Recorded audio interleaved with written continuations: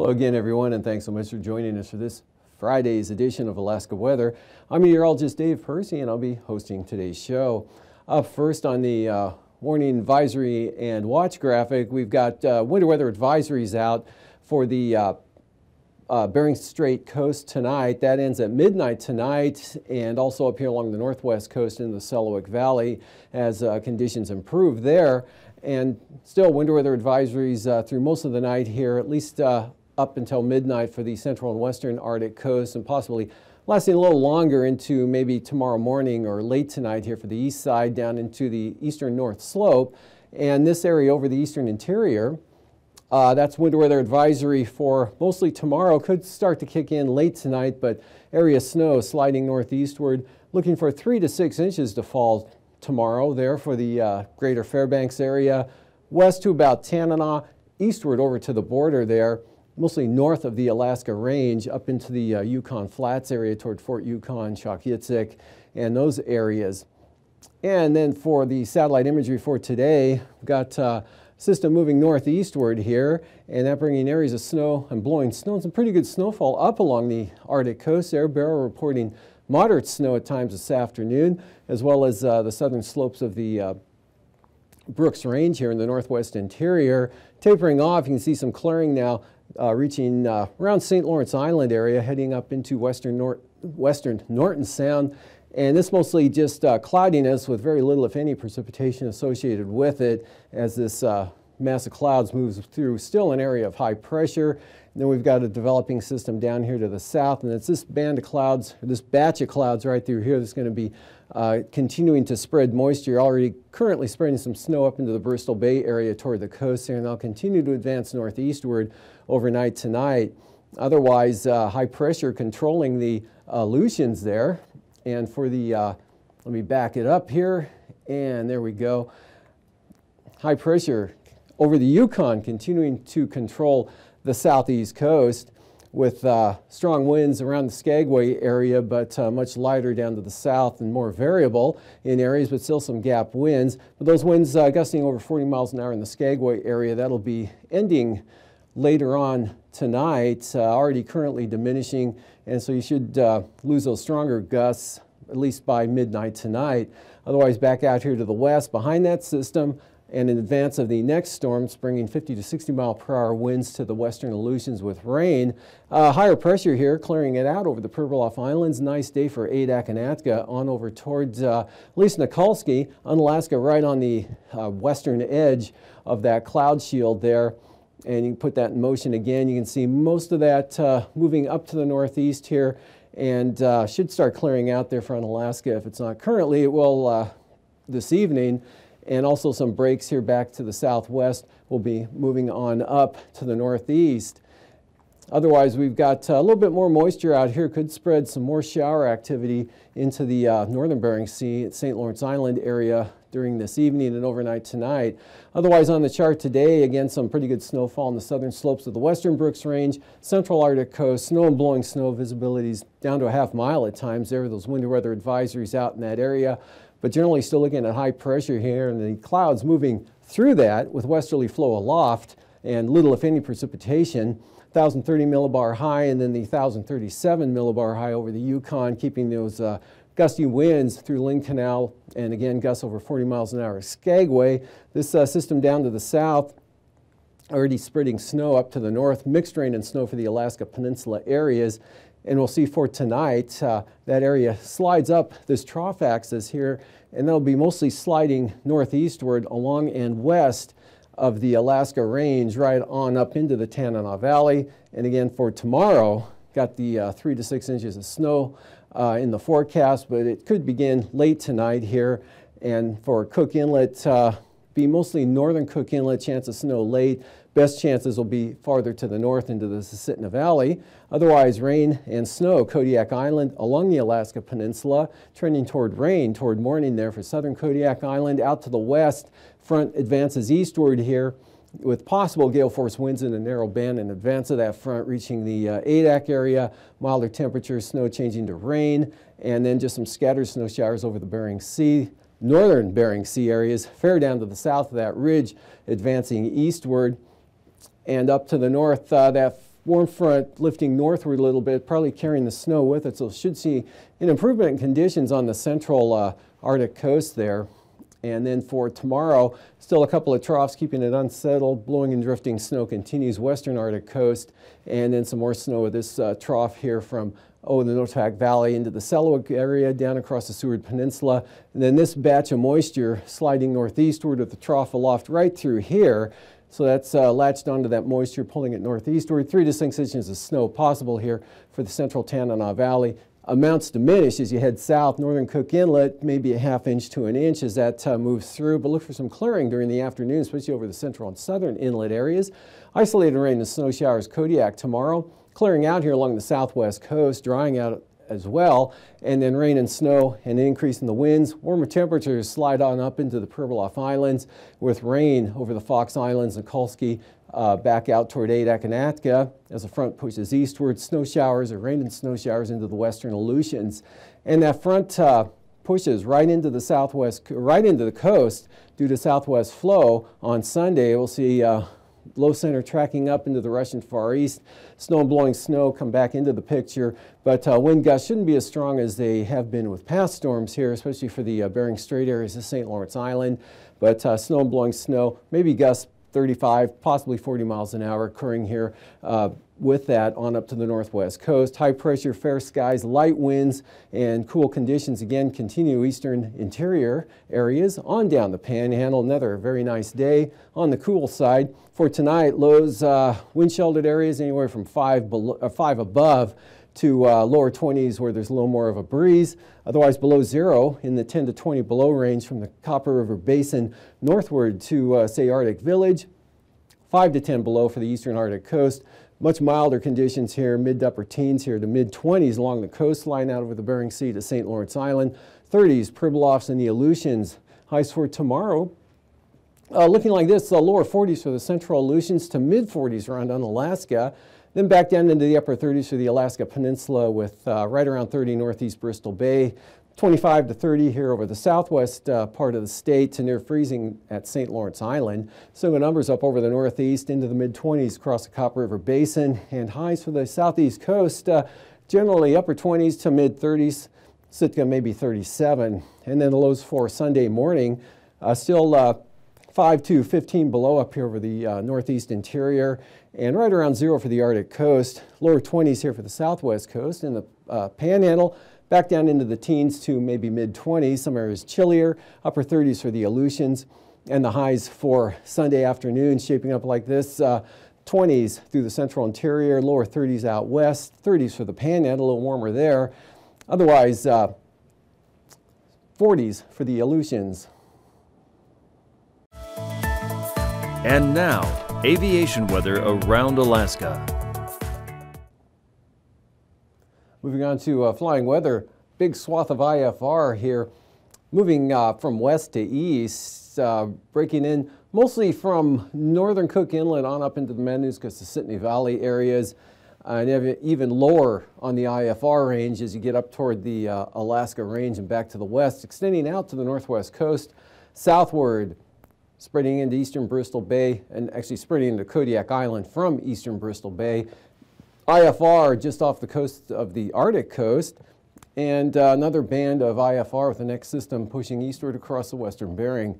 And that continues into the afternoon here with it, looks like making it to about the Pribilof Islands in the afternoon, back down across Atka, and VFR here behind this system sliding up to the northeast, or behind this area of IFR sliding up to the northeast. So VFR breaking out over Bristol Bay, southern Kuskokwim Valley, and trying to get into Kodiak Island and into Cook Inlet as well. Good IFR, central Tanana Valley, 40-mile country, actually from about the Talkeetnas, northern Susitna Valley, on up to the northeast.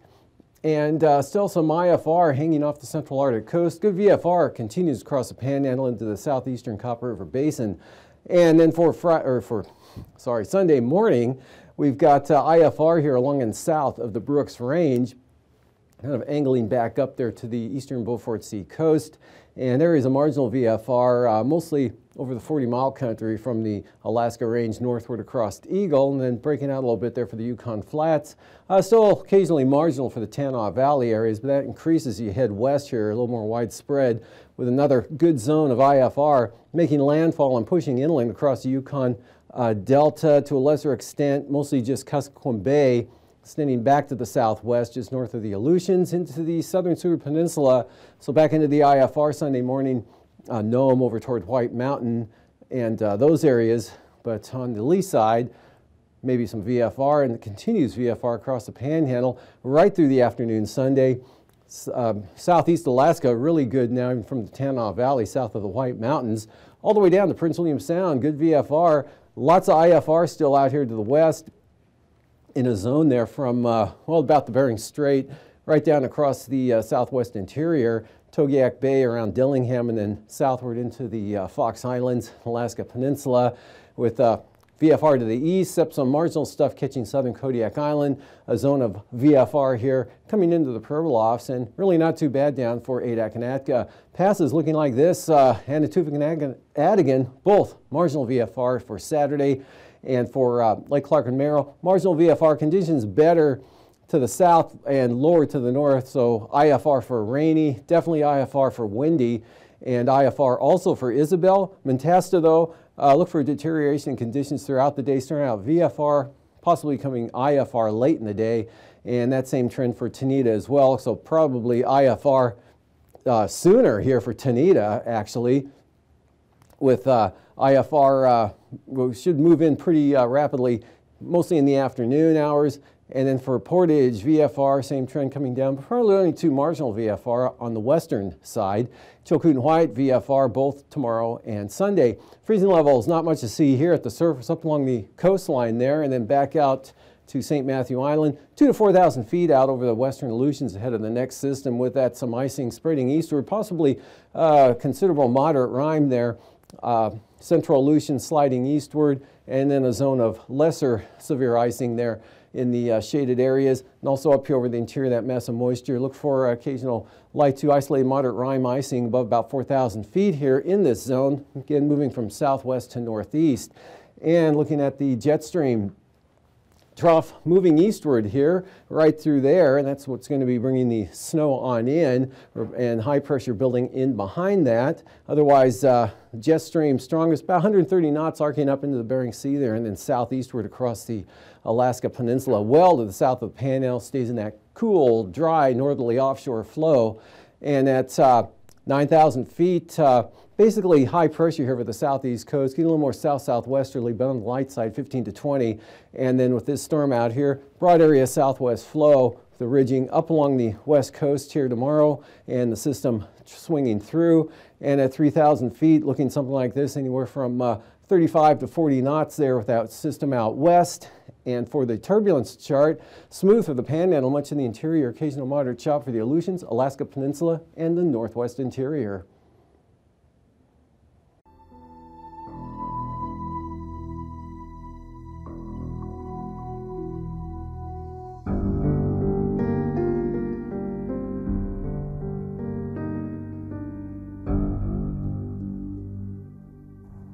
One of them beautiful days. More time you hear these seagulls all the time, you know. But there was none that day. It was spooky quiet. I looked down and there was a box of 22 shells, and I said, wow. I reached down and picked those up, and I said, man, this is going to be my lucky day. We were just about ready to make the set when we felt this tapping vibration in the bottom of the skiff. You know, we heard this rolling rumble. We didn't know what it was, because it was severe. And it started rolling. And it was just like that first. You got to remember, this is during the Cold War. My immediate thoughts were the nuked anchorage. It was just awesome. All hell broke loose, and the ground started rocking and rolling. And my little buddy told me, "Earthquake, run." So we started running. The earth was opening up right across the street, right in front of me, and black water was shooting up in the air about, I would say, 15 to 30 feet. The tops of the foam poles snapping off. The trees were whipping back and forth. And it just kept right on a shaking. And as it got further along, it was worse. As we stood there on the corner, the first of the Standard Oil tanks began to explode. Hundreds of thousands, maybe millions of gallons of fuel that were burning. And it burned and burned and burned. It was light as day that night, except for the black soot that was falling. March 27, 1964. Alaska had experienced the most powerful earthquake ever recorded in North America. The magnitude 9.2 quake left Anchorage and other communities devastated. And although there would be aftershocks for weeks, for most of Alaska, the worst was over. But for many coastal communities, the horror was only beginning.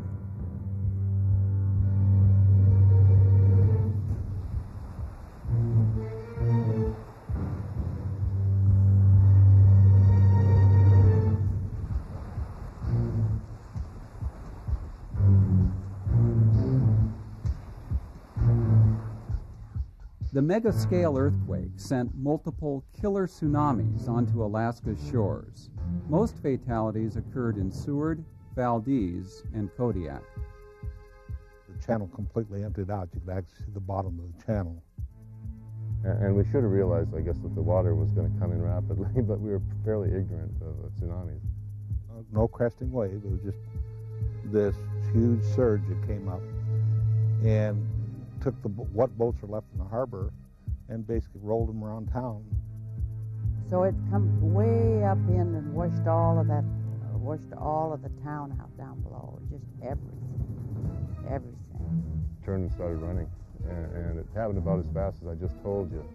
When the water went back out, it went down through the channel, just whoosh. It may have been like 20 or 30 knots of current going through that channel. It's incredible. Of man in a boat with no oars or nothing. He was just sitting there, probably paralyzed, you know. And he was going round and around. Over 30 people died on Kodiak Island. It's relatively sparsely populated.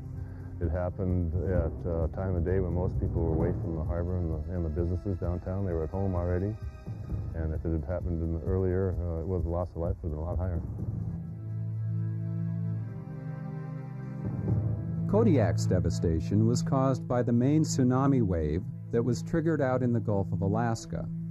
But Seward experienced a phenomenon called local tsunamis, which were generated by landslides in nearby Resurrection Bay. These waves were far more dangerous than the main tsunami, which struck later. Bob Eads and his brother were south of town on Lowell Point when the first locally generated wave hit. The first wave came in way over in that direction. That's when the ocean was boiling with them big boils there, and it went clear over 4th of July at treetop level over there, and clear around to the head of the bay, clear out to the airport, and clear into the small boat harbor, and then headed toward Mount Marathon, and took the small boat harbor out. Bob and his brother jumped into their pickup truck and tried to escape. I couldn't outrun it, and it overtook us, and we was under about 15 feet of water. That covers up, and it got awful dark, blacker than the inside of a goat, you know. We thought, well, it's just about the end. And then we seen the daylight come. The water went down and back out. The brothers miraculously survived, but what no one knew was that the main tsunami from the Gulf was bearing down on Seward. The water just completely emptied right out of the bay. You couldn't see anything. Resurrection Bay is approximately 900 feet deep, and what just startled me looking out there was no water, absolutely no water as far as you can see. The bay is 18 miles deep and 2 to 3 miles wide, and I could see no water at all. And I commented to my dad about it, and that should have been our warning sign to turn around and get out of there, but we didn't. Coming back into the bay was this big swell. I mean, great big swell. And it wasn't a round one like it went out. It was combing at the top. And somebody screaming, "Get out, get out. Tsunami coming, tidal wave coming. Get out, go to high ground." It was this barge, and it had a big crane right at the back of it. It was just like a skier, and he was just skiing right going out of town with this big swell. And as I went around the corner and started up the hill, well, the box cars and the railroad tracks or railroad cars hit me right in the back of the wrecker, and I would say probably pushed me up the hill about 20 or 30 feet. By then, Doug McRae and his family had scrambled onto the roof of their house. We took a wild ride. It was like a surf ride. There was power lines that we were worried about getting scraped off the roof. There was tree limbs, and we were spinning and bouncing off trees. And this one, I'm just guessing maybe 10 minutes. And we got wedged in amongst some big trees, big cottonwood trees. Power had gone off, the sewers were gone, the water was gone. There was absolutely nothing left in the way of utilities. All the docks had completely disappeared. There's just a few stumps sticking up there. It's really a mess. And basically for us, Seward was gone because our livelihood was gone, our employment was gone, the canneries were gone. And finally I turned to my mother and said to her, "Well, Mom, there goes your All-America City." And we laughed. And now, marine weather around Alaska. Welcome back. Looking at today's sea ice analysis. Out about St. Lawrence Island, down to Nunivak Island here, and continued southerly flow is going to continue southerly flow for the next 5 days. Will continue to erode and melt this back to the north and to the west, with the most of the ice melting from St. Lawrence Island down to Nunivak Island again over the next 4 or 5 days. Coastal water forecast here for the southeast coast. Still 30-knot winds, a little brisk up there for northern Lynn Canal, and then 20 gusts 35 for the Stevens Passage area. Otherwise, gale warnings here currently over the inside waters ending tonight. Northeast 15 to 20 here down to the south. Light winds out along the coast, 5 to 15 knots from the east-northeast. And then on Sunday, light winds here for the coast, light and variable, central and south coast, easterlies 10 to 15 up to the north. And still 30 knots from the north there for northern Lynn Canal, 6-foot seas, 20 knots, lose a gale force gust for Stevens Passage, and winds swinging around to the southeast at 15 for Clarence Strait. And for Prince William Sound tomorrow, light northerly winds at about 10 knots, 2-foot seas. About the same out here over the North Gulf Coast, and then swinging around to the east at 15, and that extends across the Barren Islands, northwest 15 for Kachemak Bay. Cook Inlet northerlies 10 to 15 with seas up to 4 feet. And then for the Sunday outlook, no change here. North 10 to 15 knots for Cook Inlet. Northwest a little stronger, 20 knots for Kachemak Bay. Small craft advisories here for the Barren Islands. Northwesterlies at 25 knots. Otherwise, fairly light winds. 15 knots out of the north for Prince William Sound, and north to northwest for the North Gulf Coast, 15 knots. And for Kodiak Island, small craft advisories here on the east zones there with northeasterlies at 25 knots, seas up to 11 feet. Sitkinak all the way to Cape Sarachev there, northerlies at 30 knots with 14-foot seas. And the Bering Sea side of the peninsula, light northwesterlies at 15, and Bristol Bay north of 20. South 15 in the forecast for the next day there for Bristol Bay. Otherwise, south winds coming up to about 20 knots here on the Bering Sea side of the peninsula. Westerlies 20 knots to about Castle Cape there, south of the peninsula. And then from there on up to Sitkinak, westerlies 15 to 20 knots, and that extends across Kodiak Island as well. And for the Fox Islands, north of Unalaska Island, southwest 25, but to the south-northwest of 15. And then as you head west here, 25 to 30 knot winds come in the picture there as you get edging toward that advancing front. But the gale force winds will be back west of Adak, 35 knots out of the south with seas 18 to 24 feet. And for the outlook on Sunday, southwesterlies here, 35 knots for the far western Aleutian, small crafts into the central Aleutian areas, actually small crafts all the way across the Fox Islands there with those 10 to 15 foot seas, winds southwest-southwest, 20 to 25 knots. Up along the southwest coast, south of Nunivak Island, northwest at 20 tomorrow, otherwise south 20, increasing to 25 knots for St. Lawrence Island. 30-knot winds out of the south here for the St. Matthew Island zone, and small craft advisories for the Pribilofs. Outlook for Sunday, southwesterlies 20 coming down there for the Pribilofs, southwest 30 St. Matthew Island, and brisk wind advisories here along the coast, or small craft advisories actually, with south to southwest 25 knots, southerlies at 25 across St. Lawrence Island. And then for the eastern Beaufort Sea coast, we got east-south or west-southwest winds here on the eastern coastline at only 10 knots, and then southwest 15 increased to about 20 here for the western coast, on down to roughly Cape Beaufort, or Cape Thompson to Bering Strait, southwest 15.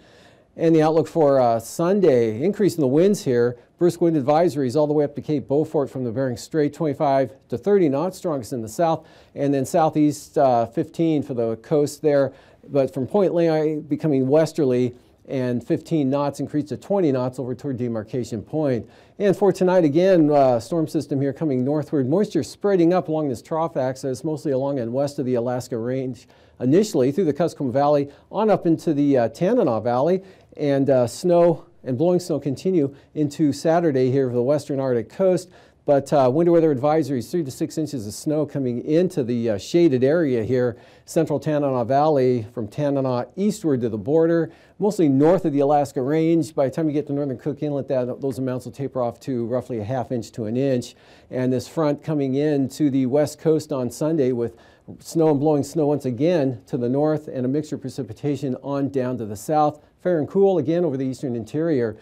Thanks for joining us, and have a great weekend. These forecasts are for planning purposes only. Call 1-800-WX-BRIEF for a formal pre-flight briefing. Always file a flight plan before you go flying.